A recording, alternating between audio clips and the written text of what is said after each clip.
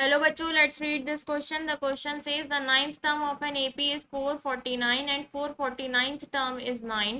The term which is equals to 0, वो term बतानी है जो कि क्या है, 0 के बराबर है। ठीक है, तो यहाँ जो की कॉन्सेप्ट यूज हो रहा है वो क्या है, की कॉन्सेप्ट है हमारा A N is equals to A plus N minus one D. A N क्या होता है हमारे पास, ए एन होती है nth टर्म, ए होती है हमारी फर्स्ट टर्म और एन होती है नंबर ऑफ टर्म्स और डी होता है हमारा common difference,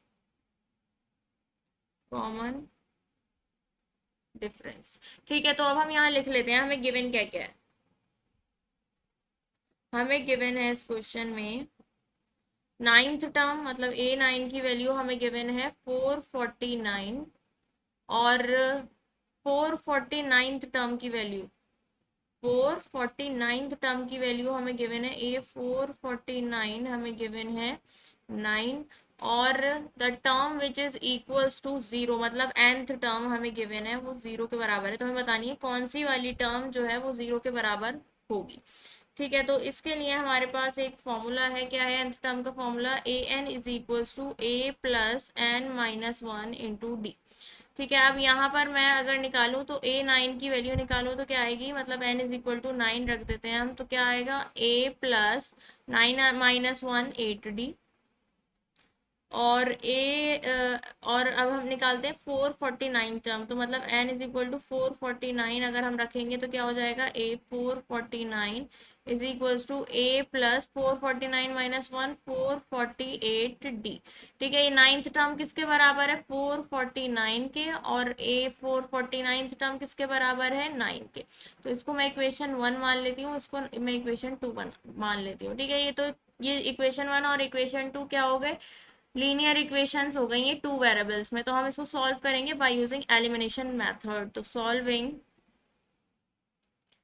equation 1 and equation 2 by using elimination method, elimination method का यूज करके हम इन दोनों ही इक्वेशन को क्या करेंगे, सॉल्व करेंगे। ठीक है, तो a प्लस एट डी हमारा किसके बराबर है, 449 के, इक्वेशन नंबर 1, और a प्लस 448 डी हमारा किसके बराबर है, 9 के, दिस इज इक्वेशन नंबर 2।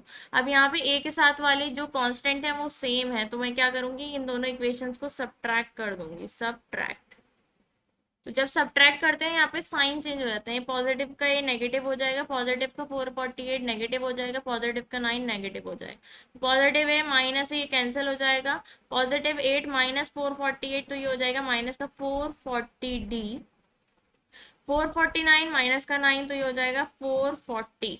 ठीक है, तो 440 से 440 कैंसिल, तो डी की वैल्यू हमारे पास क्या आ जाएगी, 1। कॉमन डिफरेंस हमारे पास क्या आ गया है, माइनस का 1। ठीक है, अब हम इसको क्या निकालेंगे, फर्स्ट टर्म निकालेंगे।